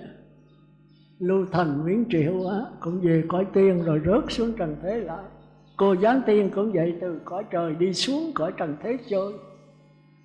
Rồi bé có qua mẫu đơn rồi làm rụng, có qua mẫu đơn bị bắt trói cột vào đó. Thì từ thức mới cứu con này, rồi mới hai người làm vợ chồng. Rồi ông lên cõi tiên có Giáng Hương, thời gian ông chán, ông mới nhớ trần thế rồi lọt xuống rồi trở lên không được. Thì đó là Đức Phật thấy không bền, không bền. Thì chúng ta nhớ chuyện Nang Đà. Đây là tôi kể luôn, chứ đúng là bữa nay trả bài thì hết giờ. Bữa nay tôi kể kỳ tới trả nha, tôi là kể nhiều quá rồi. Thì chúng ta thấy là cái nhận thức chúng ta sai lầm làm chúng ta đau khổ. Nang Đà đó cưới con chúa nước gì đó đẹp vô cùng, sắc nước hương trời, chim sa mà cá lị. Thì cái đám cưới rồi lại mời Đức Phật đi đám cưới. Đức Phật đi đâu, tôi đâu có đi đám cưới. Mà ổng là em cha khác mẹ vậy đó. Thì ổng mời cái Đức Phật đi. Đức Phật cũng chịu chơi đó, đi đám cưới. Thì đâu có lúc mà đãi Đức Phật đồ chay này kia. Lại ăn xong cái ngày đưa cái bát Nang Đà rửa dùng Như Lai. Nang Đà bưng cái bát đi rửa, đây Đức Phật đi về. Rằng bà rửa xong rồi Đức Phật đi xa rồi chạy theo. Như Lai đợi con đưa cái bát Như Lai, ngài làm bộ không nghe, ngài đi. Ông chạy lót tót theo, mà thần lực của Đức Phật mà cái cách 3 thước đưa không tới. Chạy về tới Tịnh Xá, Đức Phật rửa chân xong leo lên ngồi, ông mới là đưa cái bát dâng cho Thế Tôn. Thì công chúa trên lầu đó là anh đi nhớ về nhá, em nhớ lắm đó. Cái ngày đám cưới mà chưa ông phòng gì hết mà đi ra đó. Ông nói làm bộ hoài, người ta nhớ còn hơn nữa, mà trên đó cái ẻo hoài. Người ta sốt ruột muốn chết. Đi tới đó đưa Đức Phật cái bác là xin về. Phật nói khoan, ở lại Như Lai thuyết bài pháp cho nghe. Ông để Đức Phật ông lời nghe chứ còn cái tư tưởng nhớ công chúa. Thì Đức Phật biết là thuyết bài pháp động vô cái tâm, cái a lại gia của Phật rồi thuyết hay lắm mà. Rồi biết cái căn cơ làm sao, rồi thuyết thẳng cái căn cơ của ông. Ông nghe rồi cái ông động lòng. Đức Phật hỏi sao, giờ con thấy sao? Nếu con nhàm chán quá Thế Tôn ở thông tiếc sao mà con thấy là cái gia đình của công chúa chắc con hạnh vào không hạnh phúc đâu. Nếu hạnh phúc thời gian thôi, một vài năm, 10 năm, 20-30 năm mà có con rồi cũng nhàm chán chết luôn. Thì Đức Phật nói giờ con thấy nhàm chán con tính sao? Con tính xuất gia. Đức Phật nói đồng ý, ok. Không? Bây giờ kêu Xá Lợi Phất cạo đầu ông liền, làm liền lập tức. Ổng lúc nghe bài pháp ông hứng thú quá rồi ông khoái, ông xuất gia.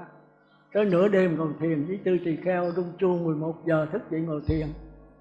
Ông bắt đầu nhớ vợ, chứ công chúa mà đám cưới mà chưa được gì hết trơn mà bây giờ lại dẫn đi cạo đầu. Hồi ông la quá trời quá đất: công chúa ơi, công chúa anh nhớ em quá. Rồi qua tới Tỳ Kheo ngồi thiền không được, mới đi mát với Đức Phật. Sáng Đức Phật hỏi có không? Nói có. Thôi Đức Thế Tôn cho con hoàn tục đi, con không chưa có quen được. Thế Tôn thuyết pháp hay con nghe con mê, nhưng mà về nhớ là công chúa thì con quên bài pháp hết à. Thôi Ngài cho con về chừng nào con ở công chúa thời gian con nhàm chán con hơi xuất gia, chứ con chưa gì trơn mà Đức Phật bắt đi. Đức Phật nói thôi được, bây giờ con ôm cái bát đi theo ta. Đức Phật không có chấp nhận gì hết, ôm cái bát đi theo Đức Thế Tôn.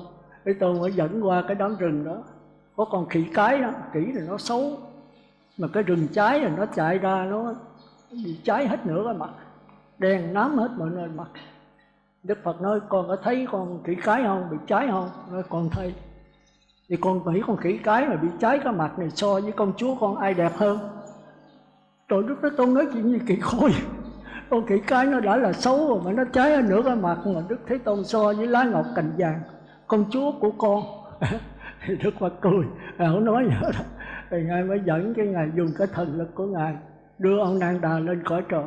Thì chúng ta biết là cái cõi trời dục giới này đó, sắc giới thì không có nam nữ, còn dục giới đẹp lắm nha. Nó có 6 cõi: cõi tứ thiên vương, dạ ma, tha hóa, dạ ma, đâu xuất, khoa hóa, quá lạc, 6 cõi. Thì càng lên cao chừng nào thiên nữ càng đẹp chừng ấy. Họ thì dẫn lên tới cõi trời thứ 6 rồi đó, thì ông Nan Đà ông nói trời ơi cõi này sao mà đẹp quá. Ông vô trong cái phòng đó thấy một cái phòng trống. Thì hỏi sao mà có phòng này trống? Nói cái này để cho ông Nan Đà. Ông nói tôi là Nan Đà. Giờ cho tôi ở. Nó Ngài ở không được đâu, Ngài đắc quả tam thiền đó, cõi dục giới này đó, thì Ngài mới lên đây được. Ông nói bây giờ tôi lên không được, sao bây giờ sao tôi ở đây? Cái này là cái đức của Phật đưa Ngài lên. Rồi Ngài lấy lợi cái thần lực của Ngài thì ông lọt về cõi người nữa. Ông về để tu để chừng nào đắc được cõi trời dục giới á, cõi trời thứ 6 dục giới mới lên đây được. Ông nói vậy cho tôi về tôi tu rồi cái phòng này để tôi nha. Nói được. Thì Đức Phật kêu ông về, nó không, Đức Thế Tôn về mình con ở lại đây. Nó làm sao con ở được, con không có cái định lực thì tôi như tay lấy lợi cái định lực là con rớt xuống cõi người đó. Ông nói vậy thôi đi về.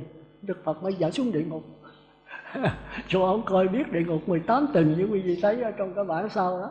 Thì ở trong con người mình ở ngoài cũng có. Thì sau khi dẫn xuống địa ngục rồi tới địa ngục thứ 18 đó, thì ông thấy khổ quá trời khổ.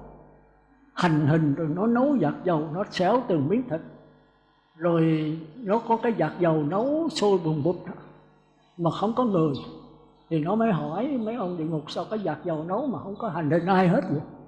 Nó để cho ông Nan Đà đó, chừng nào không tu á, không xuống dưới đó thì cái này là cái dầu để ổng.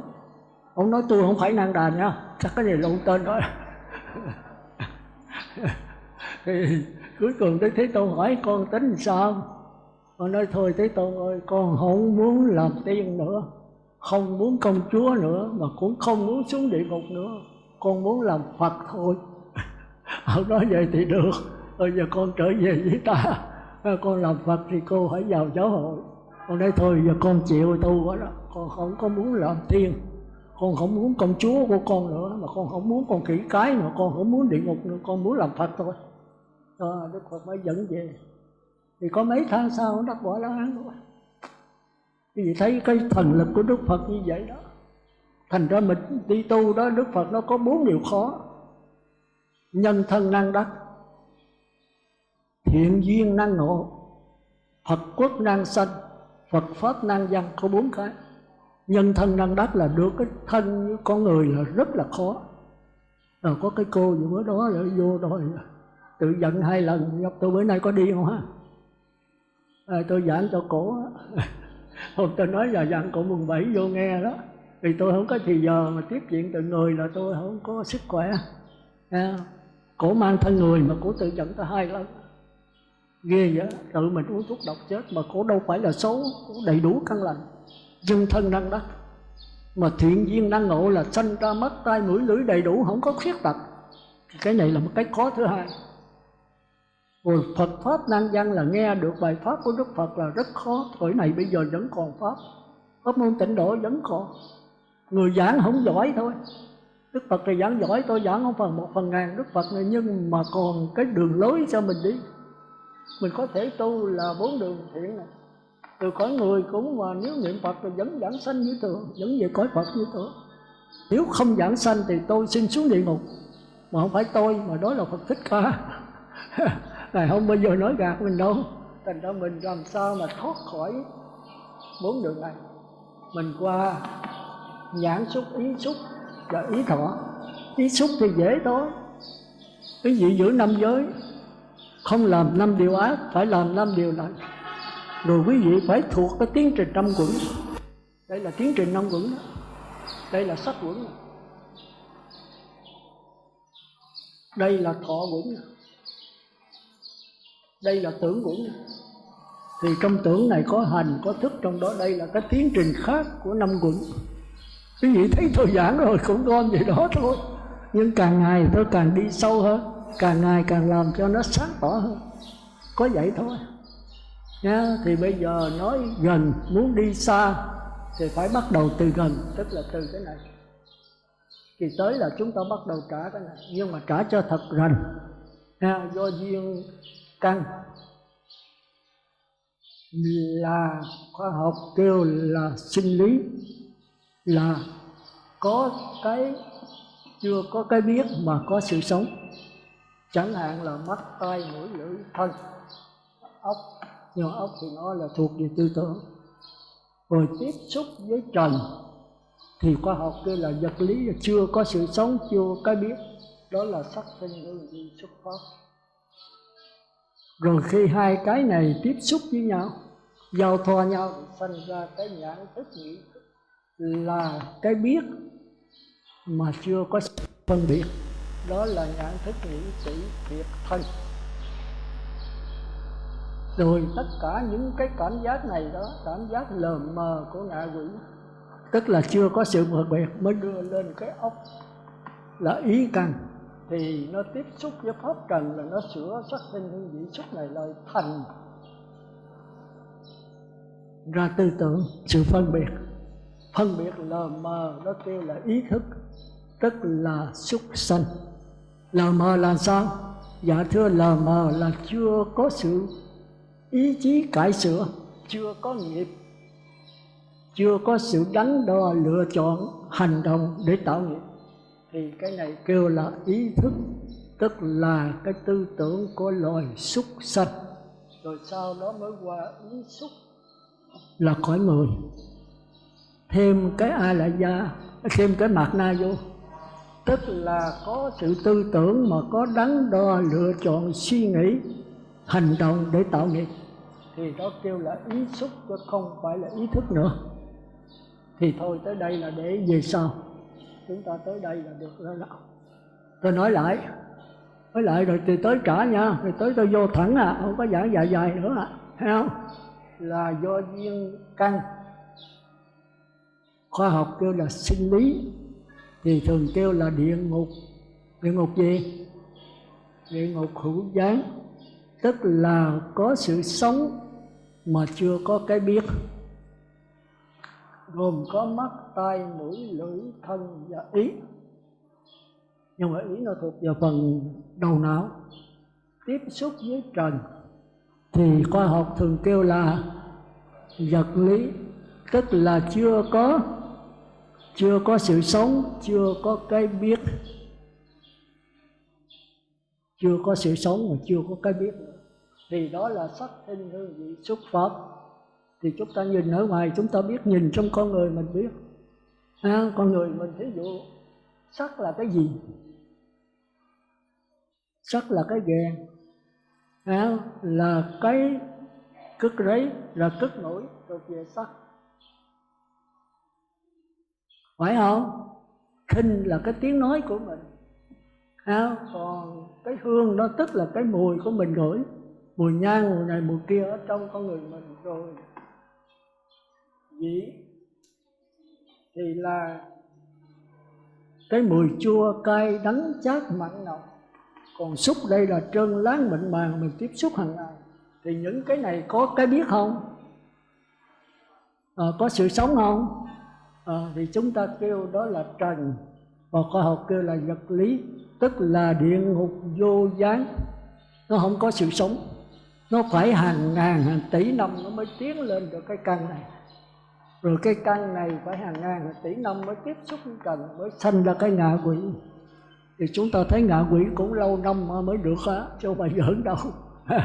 Ngạ quỷ phải trải qua lâu đời đó thì bắt đầu mới là có cái ốc. Chúng ta thấy cỏ cây đó, cỏ cây có ý căn không? Có không? Ví dụ có cái cây ở ngoài đó kêu là cây xanh cây gì đó, nó trồng ở dưới đất gì đó, nó có sự phân biệt không? Không. Nó có cảm thọ không? Có cảm thọ. Cảm thọ của nó là gì? Cảm thọ là cái rễ của nó. Nó bò nó đi kiếm nước để nó nuôi cây, nó bò nó đi kiếm đất để nó nuôi cái thân nó. Còn đất đó có cảm thọ không? Không. Đất có sự sống không? Có không? Có không nè? Có hai thứ đất, một thứ đất có sự sống, rồi cái thứ đất không có sự sống. Đất có sự sống kêu là đất gì? Còn đất không có sự sống kêu là đất gì? Đất chết. Quý vị có đi ngoài Trung đó, quý vị hỏi mấy ông tài xế, có những cái núi đồi mà núi trọc, tức là không có cây gì mọc hết á. Tôi lấy làm lạ, tôi nói sao cái núi này không có cây gì mọc, trên trời đất không vậy không? Tài xế, cái này là tụi Mỹ nó bỏ xăng đặc đó sư, kêu bằng chất độc da cam vậy đó. 30 mấy năm mà không có cây gì mọc, đất này đất chết. Tức là nó thuộc về gì? Về trần. Rồi thọ khí âm dương chừng 30-40 năm nữa thì nó bắt đầu có cái sự sống, thì kêu là căn. Chúng ta phải để ý, người học Phật là phải rành cái đó. Cái răng quý vị còn ở trong cái rưỡi này, cái căn đó, cái răng đó là sinh lý hay vật lý? Sinh lý. Rồi quý vị nhổ ra ngoài thì sinh lý hay vật lý? Vật lý. Phải biết cái đó. Rồi khi nói nhức cái răng là quý vị nhức cái gì? Phải nhức cái răng không? Nhức cái gì? Nhức cái tủy ở trong răng, phải không? Đi lợi nhà y nó soi cái lỗ, nó lấy cái tủy ra thì cái răng hết nhức. Mà nếu cái răng còn cái tủy thì răng nó kêu là răng gì? Răng đó là sinh lý. Còn lấy cái tủy thì cái răng thành răng gì? Vật lý. Phải để ý nha. Thì tới tôi hỏi đó, muốn học di thức là phải rành những cái đó, phải nắm cho vững, ngay trong con người quý vị thôi. Thành ra cái cây xanh này đó là mình kêu nó là sinh lý, nó có sự sống, nó là căn. Bây giờ tôi lại tôi nhổ ra khỏi cái chậu đó thì nó sinh lý hay là vật lý? Vật lý. Cây này cây chết đó, cái rễ nó lại bật khỏi đất rồi nó làm sao sống. Thành ra quý vị đem vô đi chân nó chừng 7-8 bữa là đem dục, phải vậy không? Còn quý vị mà để trong cái chậu vô đây để mà bây giờ đem ra phơi sương 1 năm giờ nó cũng còn sống, vì nó còn cái rễ nó hút đất hút nước. Thành ra mình phải để ý là trong vũ trụ là son sắt thân mình cũng đủ hết. Tôi móc con mắt ra, tôi cắt cái lỗ mũi ra thì do trở thành vật lý hết. Hay khi tôi đứt bóng một cái tôi nằm xuống thì mắt tai mũi lưỡi trở thành giò thiêu hết, vật lý, không có sự sống nữa. Nhưng mà nên nhớ con mắt chỉ có sự sống chứ nó do cái biết điều khiển. Khi tôi thấy thần thức ra, tức là A Lại Gia, cái này mới quan trọng. Tôi lấy A Lại Gia ra khỏi thể xác này rồi thì mắt tai mũi lưỡi còn không? Còn không? Còn. Nhưng mà có cái sự sống không? Không. Nếu mà cái A lại gia tôi nhập vô lại nữa thì cái xác thân tôi sống lại như cũ. Thành ra có hai cách chết. Cách chết của quý vị là cái chết mắt tai mũi lưỡi thân. Còn cái chết của A La Hán đó là lấy cái thần thức ra, thật là thâu thần, đi vào diệt thọ tưởng định. Thành ra tôi sau này tôi mới hiểu cái đó, thành tôi muốn cái gì tu là không phải tu trên cái này nữa, mà tu trên cái thần thức á. Con mắt cái căn này cũng do thần thức, cái trần này cũng do thần thức, rồi thức xúc thọ ái này cũng do thần thức phát hiện ra. Mà nếu quý vị tu trên cái này là quý vị lãnh quẩn hoài. Còn quý vị qua đạo Phật thì quý vị tu nhập lưu nhất vãng lai bất lai là tu trên thần thức. Tức là quý vị không tu trên bóng đèn, bàn ủi, quạt máy, mà quý vị tu trên cái luồng điện. Luồng điện với bóng đèn với quạt máy một thứ không? Khác nhau. Bây giờ quý vị đang sống với cái bóng đèn con mắt, cái lùa, cái bóng đèn lỗ tai, cái bàn ủi, cái quạt máy, thì hễ bóng đèn đứt quý vị nói con mắt tôi đuôi rồi. Con mắt không có của tôi.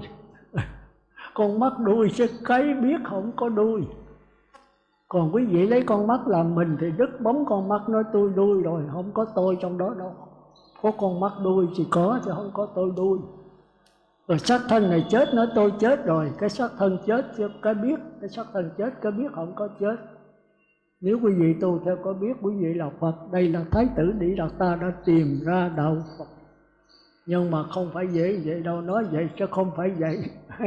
Nói cho quý vị biết vậy thôi, rồi quý vị sẽ đi hết cái này. Thì quý vị phải hiểu đạo Phật. Còn nếu không hiểu rằng là không qua đạo Phật được. Nếu qua là đạo Phật dỗm thôi. Giống như quốc đầu Long Phất A-la-la, không nắm vững cái này. Thành ra tôi 45 năm trường tôi mới nắm được cái này. Nó khó. Nhưng mà ý chí mình mạnh rồi cái gì cũng dễ hết. Rồi ý chí mạnh không? Té là nằm dạ luôn hay té là ngồi dậy? Nếu ngồi dậy đừng có vô đây nữa. Nếu là nằm dạ luôn thì thôi ở nhà. Con đường đây là con đường dài dẳng đó. Mỗi người phải quyết định cho mình. Không ai quyết định cho mình hết. Cái số phận của mình là do chính mình quyết định. Trên con đường tu tập chúng ta vấp ngã hàng trăm hàng ngàn lần. Đây chưa phải là lần trận sau cùng chiến đấu đâu, còn vấp ngã nhiều lần nữa. Mà hãy vấp ngã 10 lần thì tôi sẽ ngồi dậy 11 lần thì cái này tu được. Còn nói con bị tại vì bởi thôi ở nhà đừng có vô đây nghe nữa. Tôi bắt trả bài hết á. Cái này là tôi đi từ từ, là mỗi người phải nắm vững của tôi. Tặng ra mà làm sư cô với người ta. Để xong bài pháp này rồi tôi cạo đầu hết. Làm sư cô đừng có ở ngoài quậy lắm. Bây giờ xuống rồi ai cũng khoái vật chất hưởng thụ quá trời. Tôi thấy bây giờ ai đây cũng có thần thông hết. Quý vị chưa tu là quý vị có thần thông rồi. Rồi tôi tu 40 mấy năm mà tôi không có thần thông. Quý vị có thần thông hết. Trong này 50 thì ấy mà 80 vị thì cũng 70 có thần thông rồi. Phải vậy không? Thì thôi tới đây mình tạm dừng hay không? Rồi thì tới là tiếp tục nữa. Chắc đồng hồ reo rồi đó. Thì kỳ tới nắm cái này trả bao nhiêu thôi nha. Có 6 căn, 6 trần, 6 thức, 6 thức thôi. Còn 6 xúc là người và trời dục giới, 6 thọ là trời sắc giới, 6 ái là trời vô sắc. Cái này là đắc quả nhập lưu. Rồi cái này là cái này mới đắc quả nhập lưu. Rồi cái này đắc quả nhất vãng lai. Nhất vãng lai và bất lai. Cái này là đắc quả La Hán. Thì cái đó lâu ạ. Còn không khéo thì mình nhận cái xúc này đó, người trời này quả nhập lưu thì lọt ngũ âm mà. Còn nếu nhận cái trời dục giới và sắc giới này đó là nhất vãng lai thì lọt ngũ âm mà. Nó khó. Còn nhận cái nhãn ái này, ý ái này đó là A-la-hán là chúng ta lọt ngũ âm mà. Thì sau này tôi phân biệt cho rành rẽ. Rồi phải trả bài, rồi phải nắm vững. Rồi phải làm sư cô với làm tăng với người ta. Thì thôi bây giờ chúng ta tạm dừng. Vậy thì trước khi mà